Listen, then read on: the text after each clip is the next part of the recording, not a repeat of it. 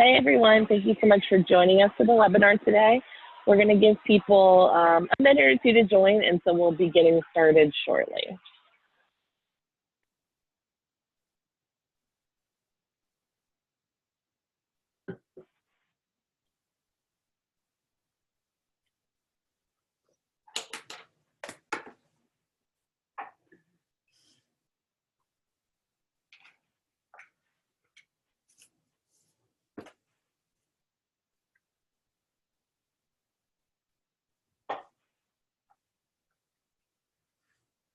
Let me turn off my phone.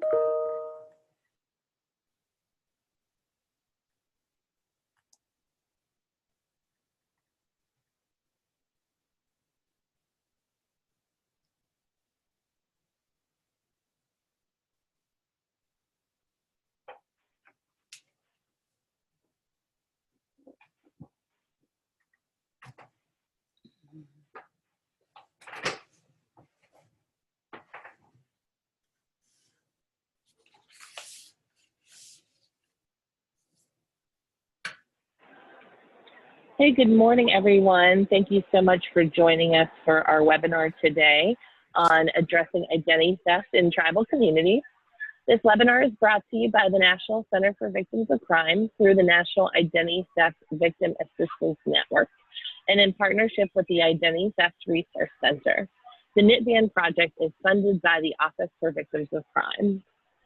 Before we get started, I'm going to introduce our presenters.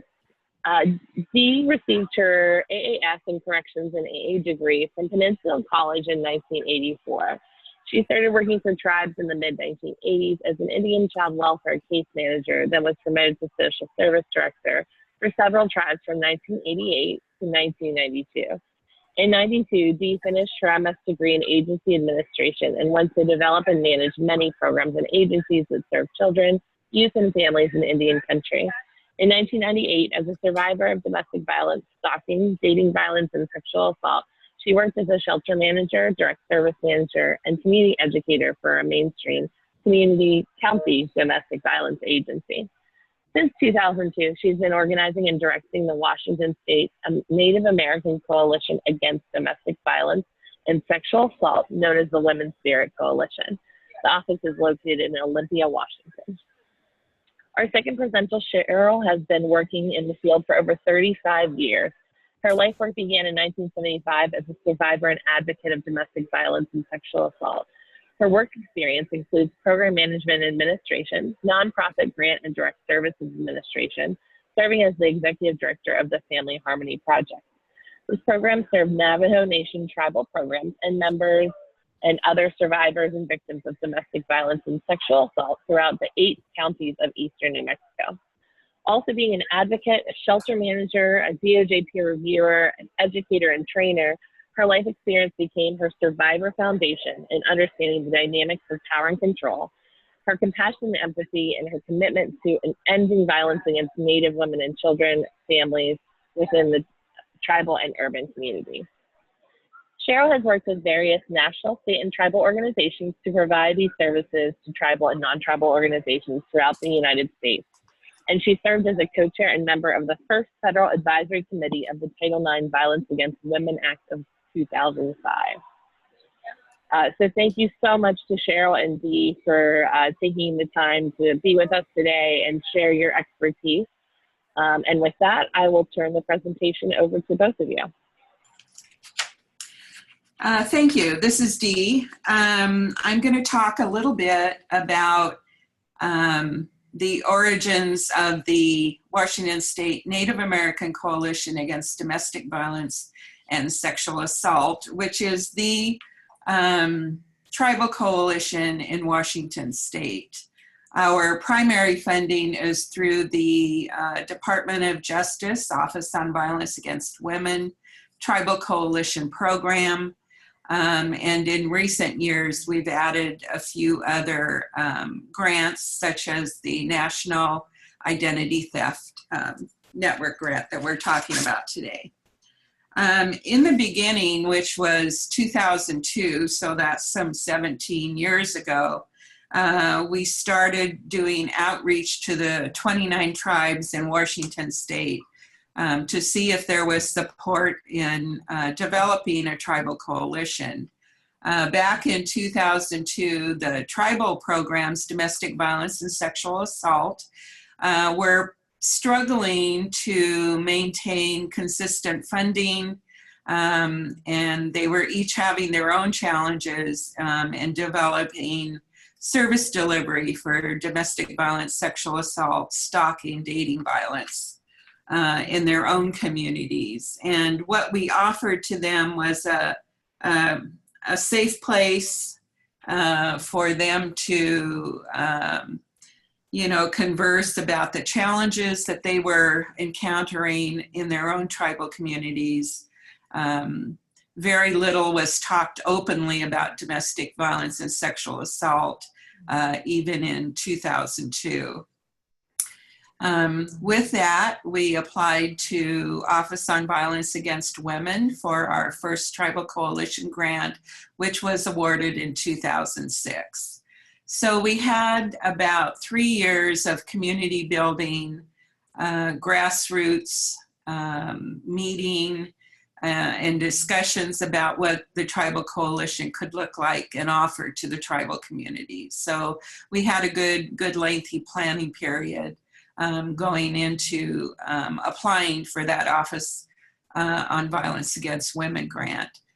And so since then, we have been operating, maintaining an office, providing training and consultation to the tribes, assisting with their development, and then expanding our own service delivery system as we went along. One of the things that we valued was our ability to provide feedback to national public policy issues that involve victims, survivors, programming for domestic violence, sexual assault, stalking, dating violence, and a couple of years ago was added sex trafficking and murdered and missing Indian women and girls last year. In 2017, we saw an opportunity and a need to go more into the direct services field. We had always had the opportunity under the OVW Tribal Coalition's money to spend 10 to 15% of that grant on direct services. And we shied away from that until 2017, when we strategized the formation of our Indigenous Crime Victim Services Referral and Resource Center. And the purpose and goal of that, again, was because there's inconsistency in programming from tribe to tribe. Some tribes were not offering crime victim services, and we felt that as a referral and resource center, we could support the work of the individual tribes in their efforts to provide crime victim services to their citizenry.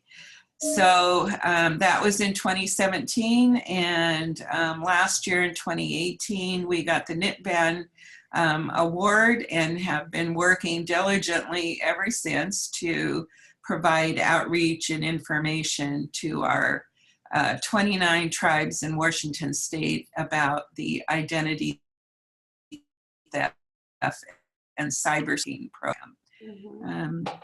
I will be here for any questions that you may have in terms of the formation of the Tribal Coalition, but I'm going to ask Cheryl to go ahead and talk about in more depth the program. Cheryl. Good. Thank you, Dee. Thank you, everybody, for joining as well today. We're excited about being able to share some of the things that we've been doing. And I think it was really important for the history piece to, for Dee to share that. And I think most programs that may be out there, especially if we have tribal programs, understanding the need for grants and how that many times is a lifeline to our programs, serving the victims, our survivors, families and children, and that's just a big piece of why I think from the coalition standpoint, then being able to look at the development then of the Indigenous Crime Victim Services Referral and Resource Center. And for the purposes of this webinar, because it is a long name, if it's okay with everyone, I'm just going to call it our Referral and Resource Center throughout this presentation. I think one of the most starking pieces of information that has continued to force our work, to continue is this first bullet, is that Indigenous populations, we face the higher rates of crime victimization than any other minority group in the country. And there are many statistics out there, but when I look at this, it just, is something that we've been working with and for from the beginning. And when I started my work, it was out of understanding where I came from and being a survivor, and then being able to start working to develop a domestic violence resource center in the city of Cortez. And that was really a piece that really started to help me to understand the issues, the power and control. And, as we progressed, there was many changes that happened. We have the Lenora Walker cycles of violence that first started. And then I think now many of us utilize the power and control wheel, which I think really represents a lot of what our families, our women, and our men who are victims in facing and looking at domestic violence, all of those things within the power and control wheel.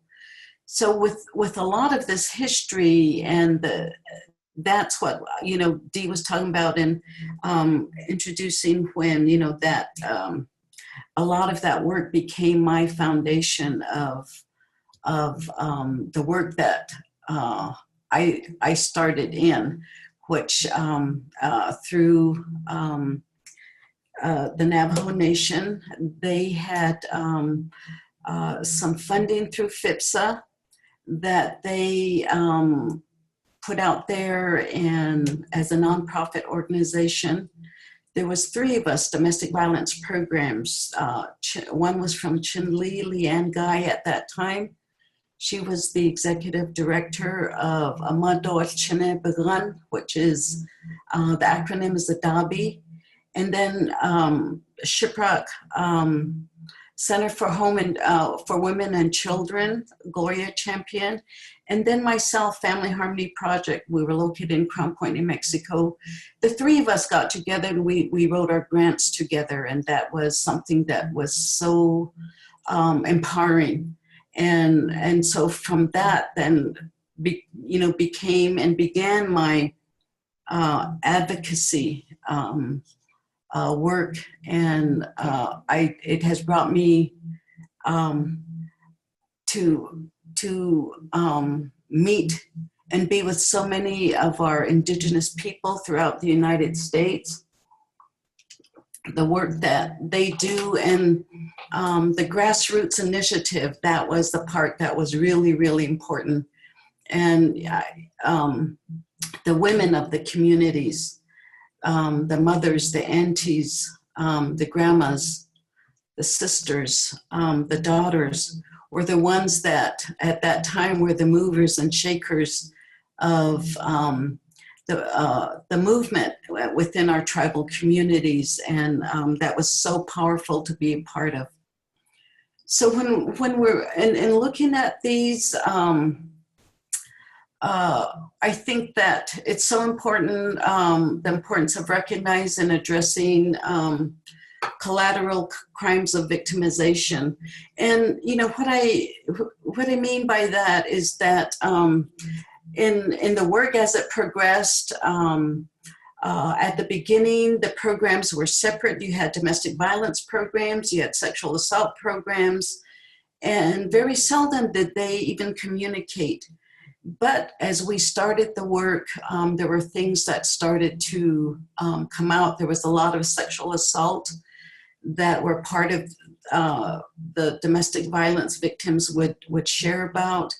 And so understanding then that the sexual assault within domestic violence, and of course vice versa. And so that's the part that I mean in looking at collateral crimes, things that are happening with the victim. So we look at stalking. Stalking also was a big part of the domestic violence victims, and especially sexual assault victims. So that concept is an important piece, and that was, something that we started to look at. So from there, then the domestic violence sexual assault programs started to work together, being able to collaborate. A lot of domestic violence programs, and that was one thing that I did with our Family Harmony Project staff, was to get them trained through the State Sexual Assault Coalition to be sexual assault advocates.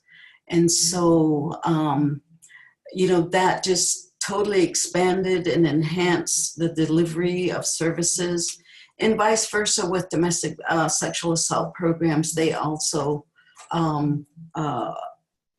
started some of the cross-training that we felt like needed to happen. So as we recognized and coming here to work with the coalition here and looking at direct services and the specifics of the victimizations, that is one of the things then in being able to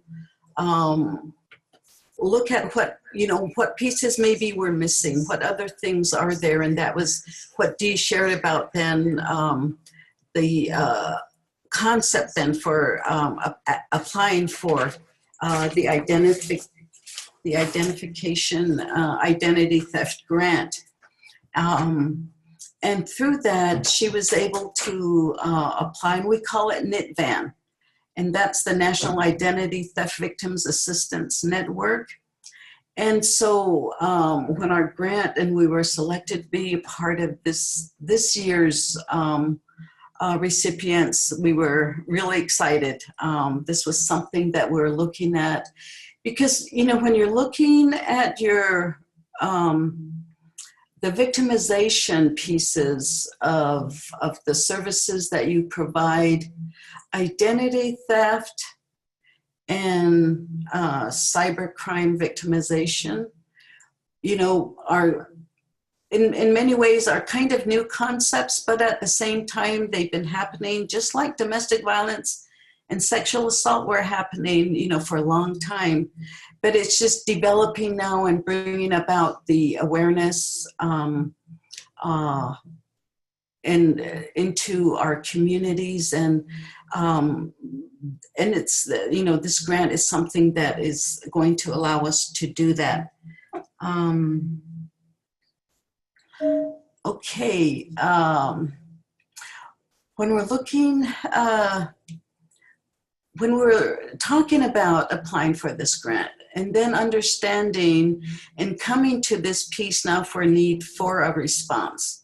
One of the things that I think we all know is that, how technology has changed our lifestyle. Everything is immediate now, before, even before phones, we were able to, we had to go visit someone. We had to go somewhere to give, to get the message to someone. Then the phones came in, but those were the, phones that had the rotary dial, and you had to dial those. It just, and then all of a sudden we had cell phones. And cell phones really just allowed, immediate opportunities to contact people. Even when you were driving down the road somewhere, you could call. Whereas before you had to stop, go to a payphone or go to somebody's house or ask to use a phone somewhere. All of these changes, I think, are really important, as we're looking at the progression of where we're at now and how technology is just so important. The convenience, the, like I said, the opportunity for things to happen, at a faster rate, to get to have call the police, have them come. All of these things are so important. At the same time, when we look at technology, that's the other part about where does our identification, go. There's things that identify us, and these are some of the things here: the birth date, your name, your address, accounts, bank, online shopping, etc. Those identify who you are. Also, medical information, wherever you go to any kind of urgent care, tribal identification, information of if you, the tribal identification information. You belong to a tribe. Many times you're given an ID number, but they have to have other information in order to give you that tribal ID card or that tribal ID information verification. There's applications. Anytime you go to rent, you have to put down specific applications, loans, vehicle purchases. Also login information, just to log into your account, whether it's the bank, whether it's paying your rent, even just logging into your work computer. There's all of these things, and like it says, the list goes on. And anywhere you provided personal information for services, that links you to your identification. So from that point and understanding and look at some of these things and the importance of understanding identity theft, the next step was the development and the implementation then of the Referral and Resource Center.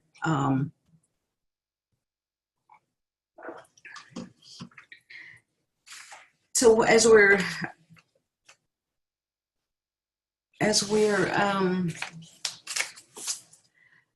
going into this next piece, I just, if any of you have any questions or have some information you would like to share, I would appreciate that. You also participating in that way, so that we'd be able to, if there's, we'll have a time that I want to stop and ask for questions or information sharing at some point.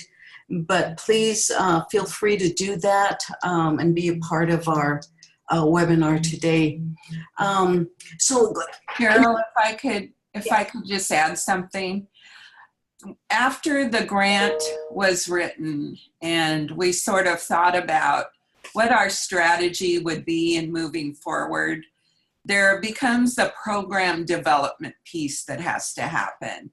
And out of that, there's a education period that happens for staff, and it happened here because we had to get up to speed on what was happening, around the state and nationally in terms of services available for identity theft and cyber stalking.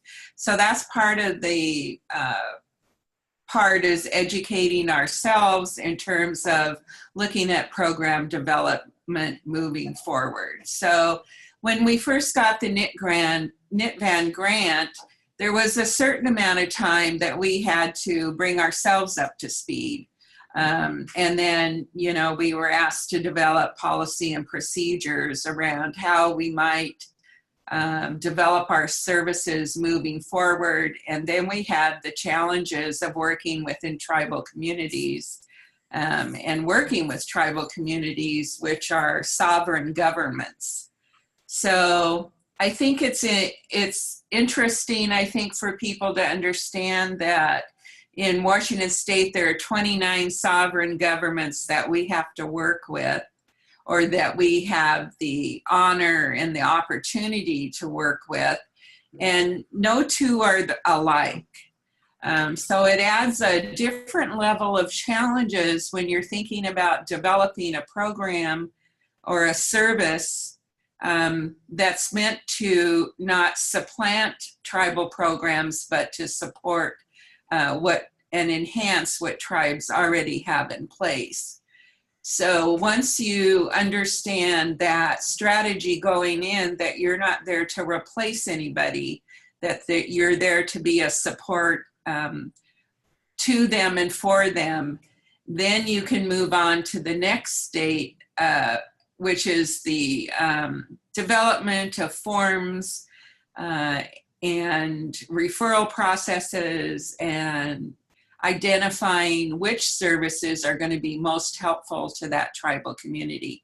And then importantly, to identify who that internal tribal contact person may be as you're moving forward with your service delivery development.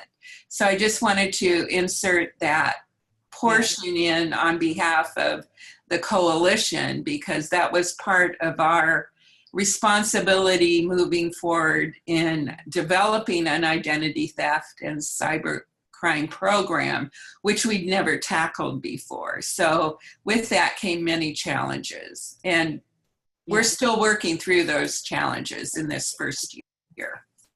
Thanks, Cheryl. Yes, Dee, thank you. Yes.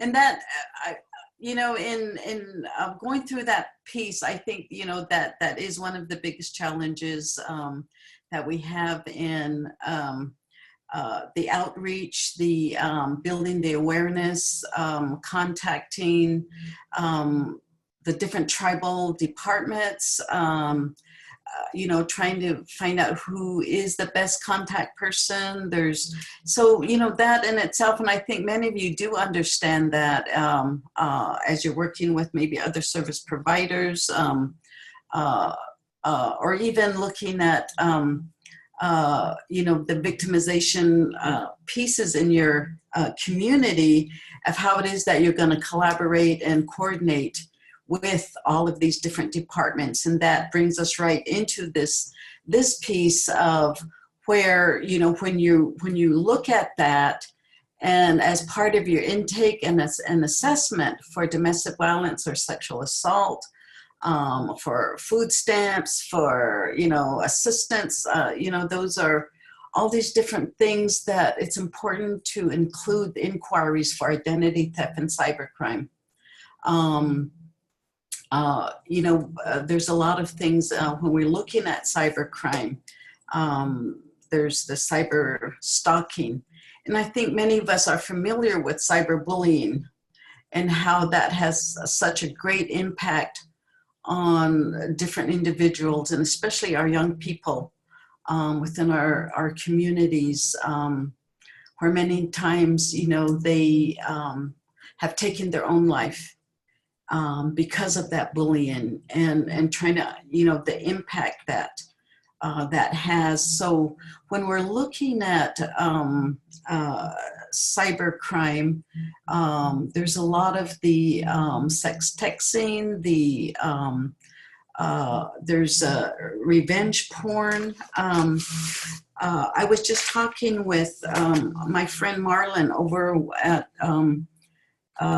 TLPI in which is the Tribal Law and Policy Institute. And he shared some information that there was a woman that became a victim of revenge porn. She separated from her partner of many years. He became upset and disgruntled. And then he released intimate photos that they shared onto several social media websites. And so because of that, Navajo Nation tribal government, they developed a piece of legislation to enact the Revenge Porn Act. And that one of the council delegates there said that this case is one of many that have occurred on the Navajo Nation. He cautioned Navajo citizens to refrain from sharing intimate photos and said that although it is a personal choice, they must also keep in mind that they are responsible for protecting themselves by making sensible decisions. And of course, there's a lot of these things that, and looking at victims and not, supporting them, being able to support them in justice for them, safety. And so this is an example of something that is happening in Navajo Nation in addressing this specific piece of cybercrime. So when we think about all these things, and then I really like the piece of where it produces a whole network of collateral resources available to victims and families. So you have your law enforcement, you have the judicial departments, the courts, prosecutors, and then other service providers, that maybe work specifically with victims of crime. And then, of course, you have other services that are out in whether it's the school, a lot of times have services for their students.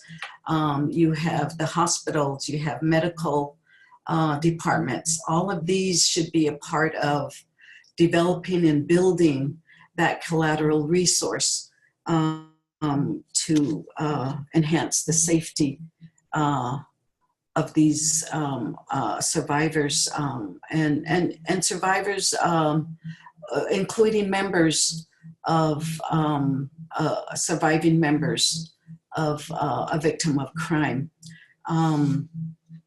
Then also looking at if you're a tribe, then including non-tribal. There's, that's an important systems advocate piece that is really important of including the non-tribal agencies, programs that are out there. And then also on tribal lands, reservations, and to include and think about the urban Indigenous crime victims. That's one area that we think about lots here in our coalition are the urban victims of crime.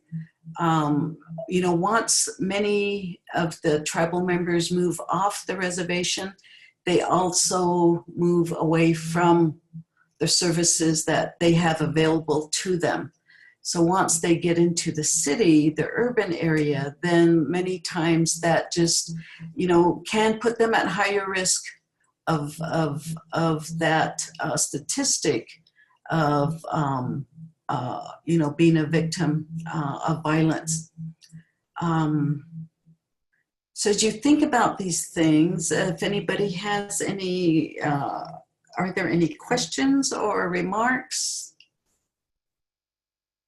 Jazz, are you there? Hey, Cheryl, this is Laura. Sorry, I have been keeping an eye on the Q&A and the chat. There is one question. So one of the questions is there one or two particular behaviors or environmental factors that are making NAs more vulnerable to identity theft? I'm sorry, Laura, you're kind of breaking up on your connection. I heard her. Okay. There's, I think, a misconception that because the crime rates are higher in Indian country that you can attribute some kind of social factor or something to that. But in terms of where tribes are developmentally, economically developed, I mean, some tribes don't have, I mean, even accessing internet in a tribal community can be problematic. And of course, you know, poverty rates, but I don't know, there's kind of a disconnect blaming poverty for crime rates. So I think if you look across the board that that we're starting to count more victims of crime in Indian country, but I wouldn't say that you can point to any one factor that may be causing that. I think that crime rate is high across the country, and that depending on where you get your statistics from and how they're gathered, we have a problem with the reported crime rates in that we think it's underreported. But then for those of you who don't work in Indian country, I don't know how you feel about the published crime rates in your state or municipality, or, you know, if you can point to one social or environmental factor that causes crime to rise. You know, I think in general, people's inability to, you know, have a job to support their families, the economics, have access to services that they need, like medical care, just general living conditions can contribute to a raise in crime rates. But I think in Indian country, because now we're becoming more aware of certain things like violence against women crime rates, yes. You know, people are just beginning to speak out and call attention to the fact and feeling safe about, you know, talking about the experiences that they've had, the crimes that have been committed against them. All of this awareness about what's happening in Indian country is really important because it calls attention to the need for services. But I don't think there's one environmental factor or one behavior that makes anyone more vulnerable. I think the perpetrators and the offenders are getting smarter. Yes. And they're far smarter than what I am. I mean, you know, many times we use our technology and we may be a bit naive about, you know, where that information's going and who has access to it. But I think that the offenders are far more intelligent about manipulating that system and hacking and all of that than the average citizen is. But in terms of the awareness that's being raised outside the tribal communities in terms of what's going on, I think tribes may be more comfortable in sharing, you know, their crime data, although not all tribes have access to mainstream crime data collection systems. But I think there's a certain confidence that victims are having and speaking out about the things that happen to them. So Cheryl, I don't know if you have any ideas about that. Well, you know, when we look at the victimization, the numbers, and just one of the things I think that is important also is the historical trauma that is built into, you know, developing a response and the protections of services that need to be in place. And I think one of the good examples is the murdered and missing, you know, because now that's, you know, being able to be shared, it's being talked about. There's, you know, states now that are addressing that need, you know, bringing together tribal and non-tribal entities to see what needs to happen, to develop a response, to enhance the safety. You know, and these kinds of things have been happening for years, but now that the awareness is being built and is, you know, is out there, it does, you know, I mean, that there should be, you know, I just always said that the more awareness that gets built, you know, then there would, yes, be ready for more numbers. Your services, your staff, everybody needs to be ready for that, your community. And so, you know, these are, I think, just really important concepts and understanding. And I think it's really important also to, if you serve Indigenous people, have clients, patients, victims, survivors, it's so important that you connect them, if you can, to a tribal or an Indigenous program. Because there are some of the other things that are important to look at, and what Dee mentioned of, you know, each tribe, their language, their culture, their ceremonies, all of these things are, you know, can be very different. There are some things that, you know, became kind of intertribal. And so there's, you know, some things that, you know, some tribes may use the sweat lodge. You know, most tribes have some form of sweat lodge, but, you know, each tribe may do it differently. So it's even these kinds of things are really, really important as you're looking at the, you know, bringing forth the services of meeting the Indigenous crime victims' needs. Okay. So Dee and Cheryl, there are a number of additional questions. First of all, somebody did ask if we could see or read the questions of others.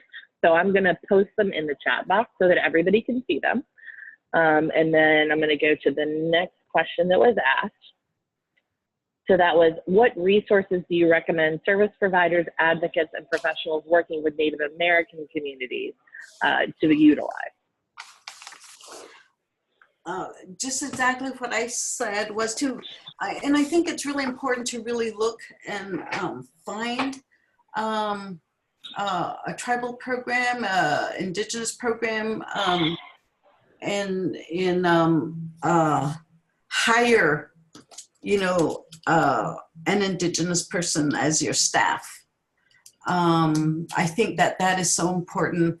Also, there are throughout the nation, they through the different grants, like the Department of Justice under the Violence Against Women, there is, we have a specific tribal unit, and through that, there the tribal entity of Violence Against Women, they fund national TA providers and technical assistance providers. So, you know, these are people that people and organizations that could be very you know, critical to your collaboration piece in connecting up with them.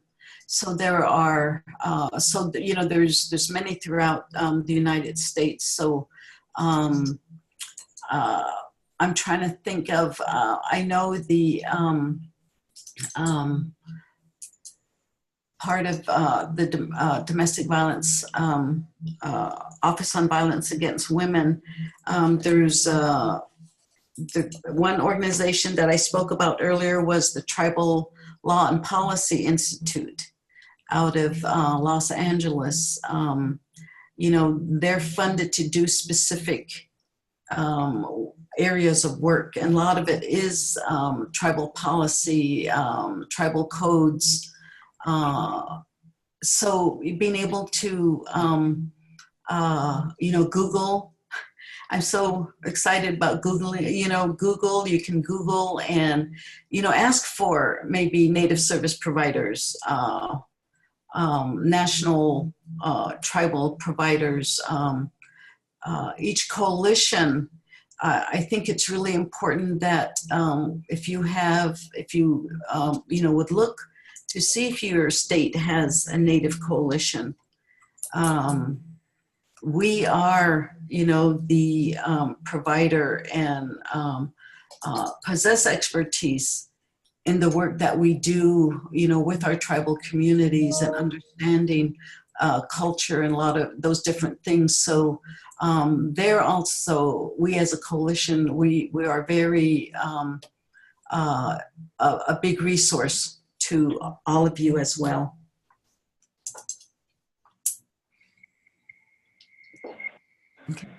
So do you guys, there's a couple other questions. I'm happy to ask those, but I don't want to, we only have about 12, 13 minutes left in the presentation.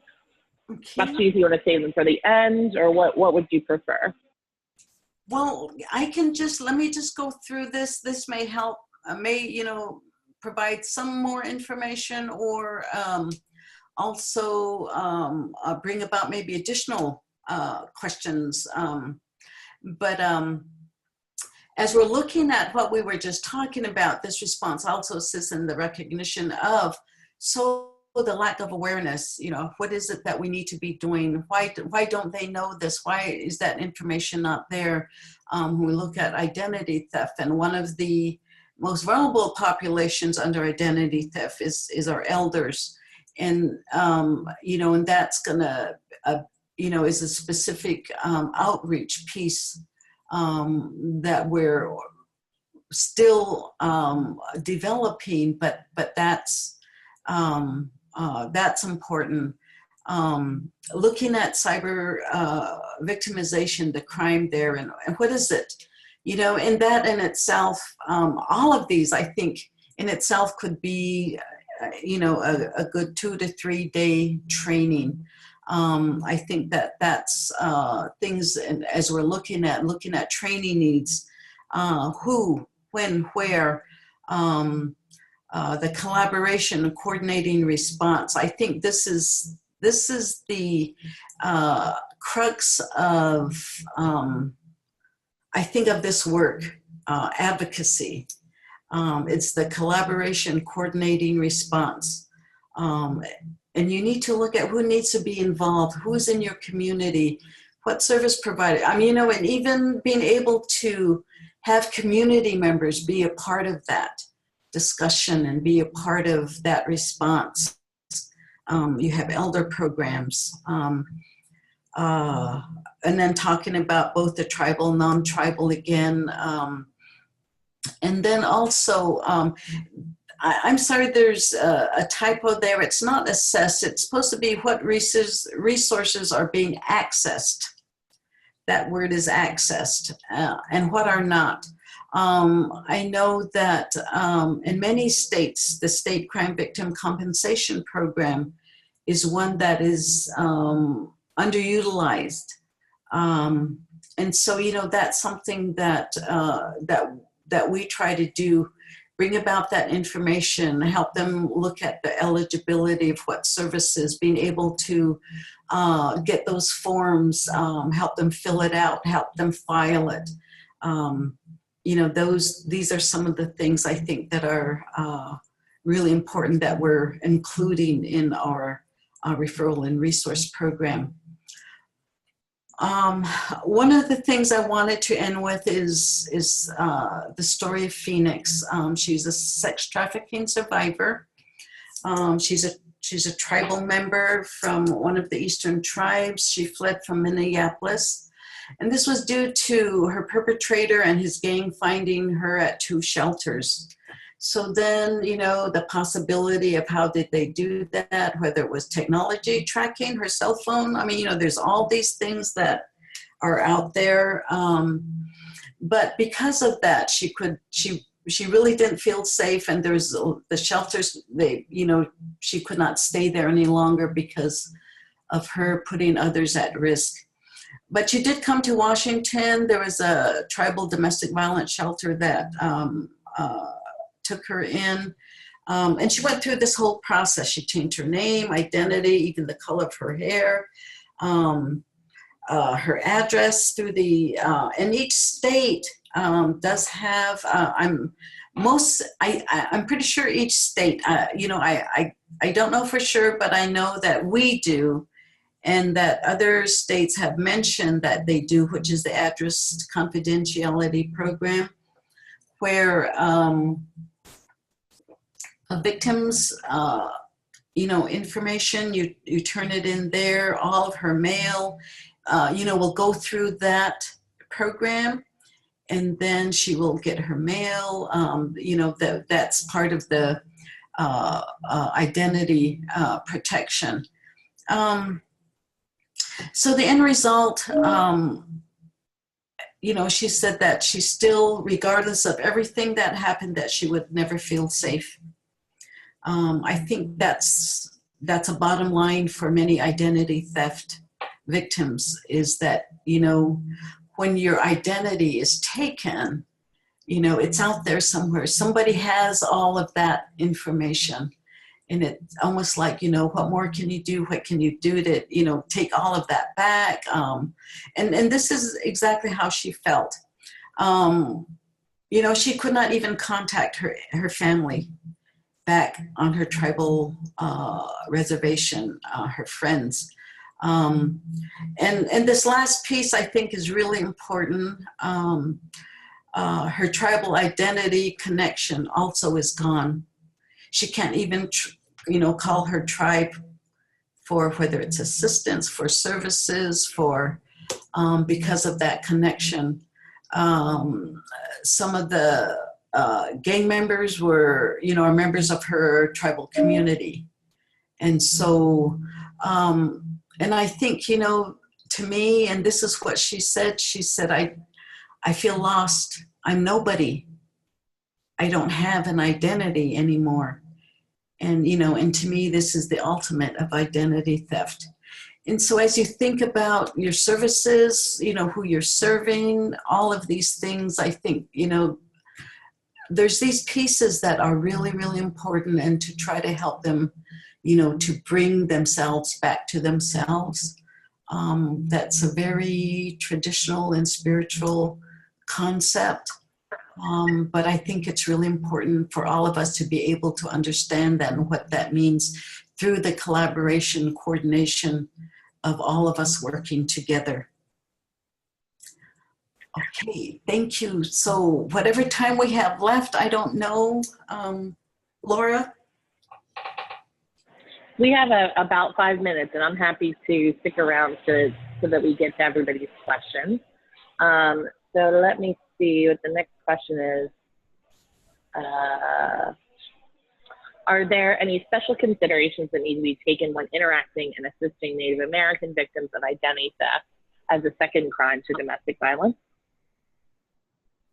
Are there, I have a hard time hearing, was the question, are there other things that they need to be looking at besides domestic violence with tribal community members or Indigenous? the question was, are there any special considerations that need to be taken when interacting or assisting Native American victims of identity theft as a secondary crime to domestic violence? I can take the first part of that question. And when we're looking at providing services for domestic violence victims, there are two things that are of utmost importance, and that's safety and confidentiality.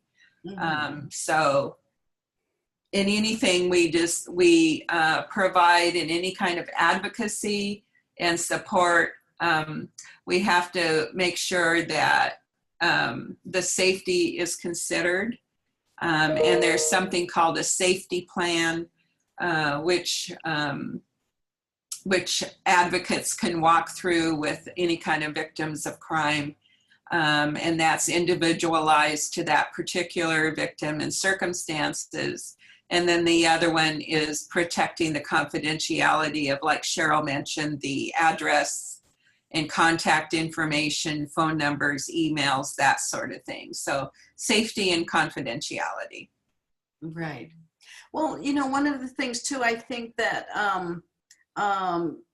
almost every, you know, program has a response. And I think when you look at them just as, you know, a survivor coming in and being there and what it is that you normally would be doing. The other thing is just maybe asking about, you know, their own maybe tribal connection. And is there anything that you can do to maybe help connect them to any of their, you know, whether it's resources, to family, or the other thing then, like I said, is just checking around, and that should be something that, and part of your resourcing is, if there are any tribal programs, Native community organizations within a city, many times, you know, there may be tribal services. A lot of times also, a lot of the tribes will have a consortium or an organization that brings them all together. And sometimes through those you can find different services and resources. You know, it just is, you know, we'll take just trying to think about some of these specific things.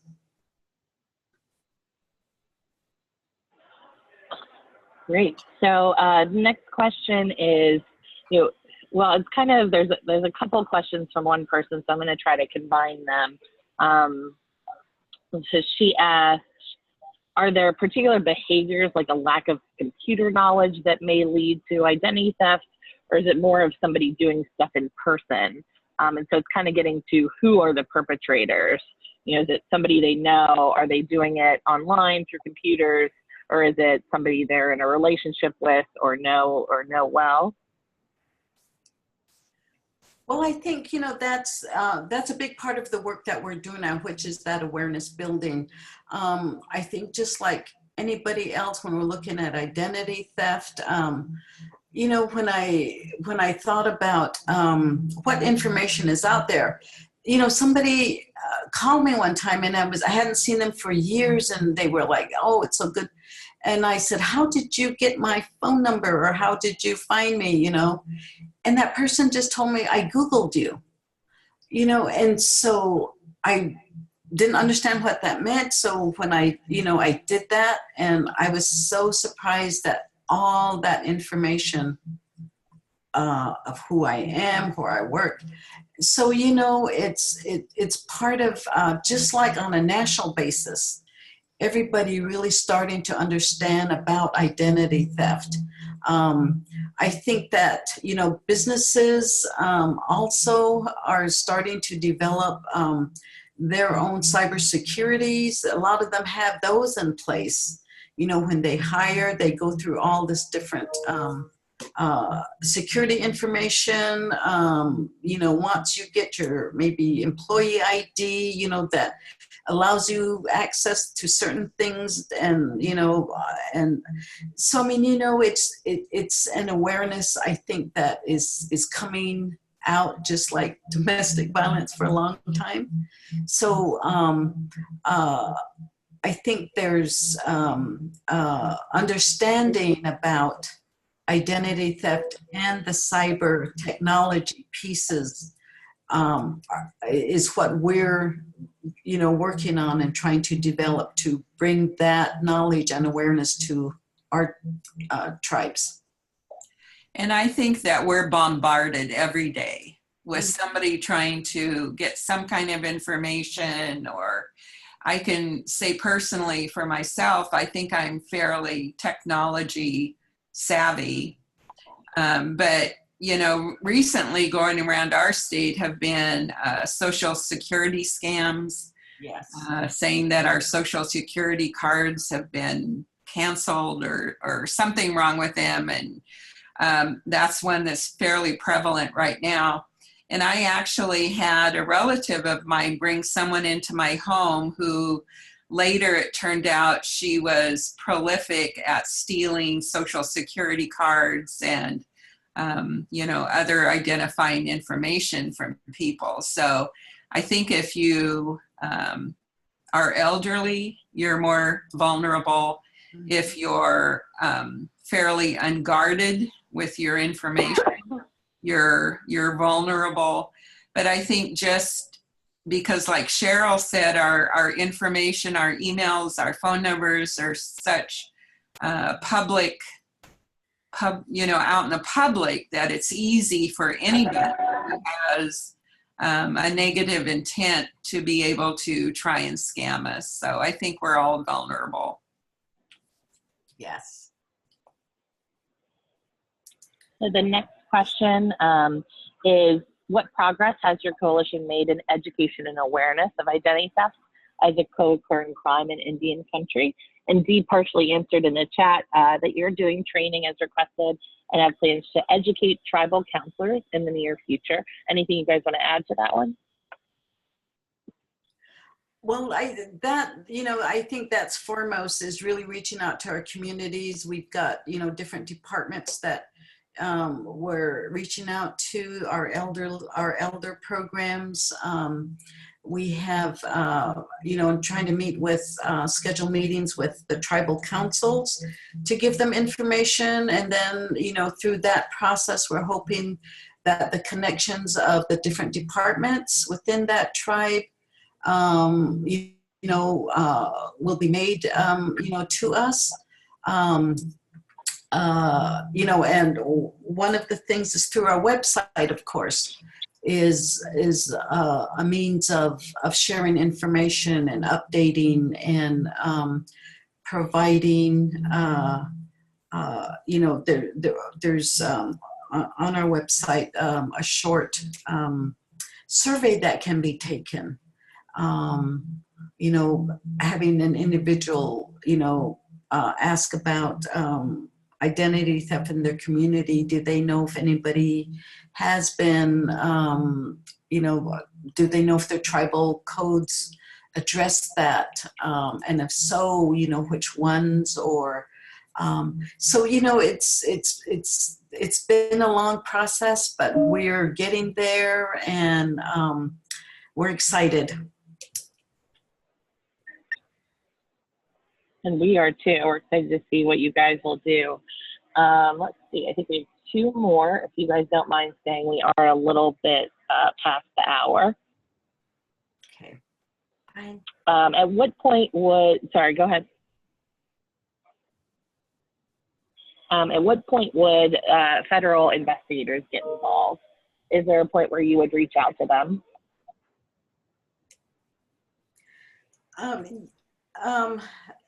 Yes.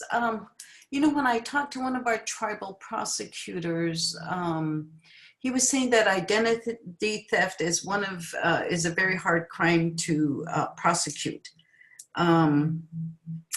you know, when we, and I really appreciate my coalition members of NITVAN. One of them is Hazel Heckers. She works for the Colorado Department of the Investigation, and you know, and she's a resource that eventually is going to be part of our education and bringing some of that specific information to us. You know, this a lot of this is really fairly new, but you know, when we look at the Federal Bureau of Investigation, the FBI, getting involved in some of the crimes on Indian country, those, you know, have to be specific crimes that they will actually take over and handle. So, you know, there's, we do have that response there, but in looking specifically at identity theft and cyber crimes, that's, to me, is a working piece. Yeah.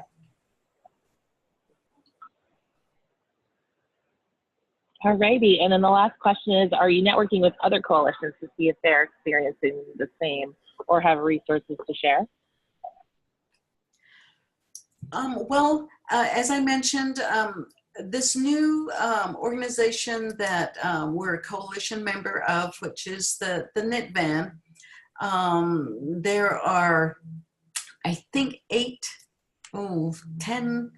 other coalitions, and we all work together. We meet, we have quarterly phone calls. We've had some in-person meetings.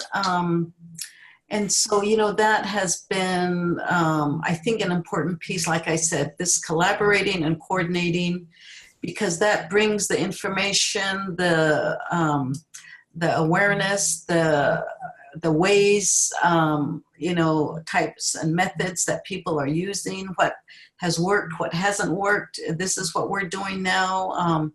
You know, so there's a lot of things that are happening out there.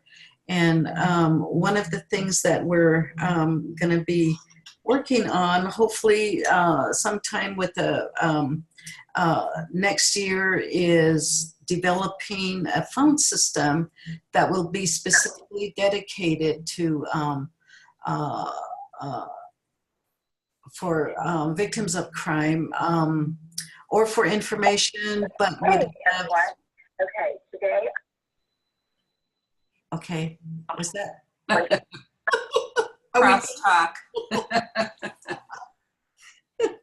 But that's an you know, a new thing that we're going to be working on, so that within, you know, and there'll be a tribal specific crisis information hotline thing that so we're excited about that too. So things are happening. Toll free. Toll free, yes. All right. Well, thank you, Cheryl and Dee, so much for sharing this valuable information with us. Somebody had asked if there's a proof of attendance. We should be able to send one via email to all the attendees.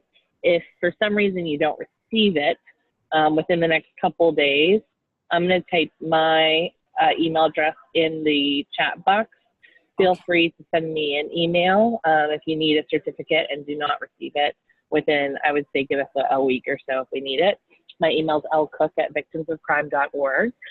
And so with that, I will let everybody go. Thank you again so much to Dee and Cheryl, and to all of our attendees who joined us today. We appreciate it.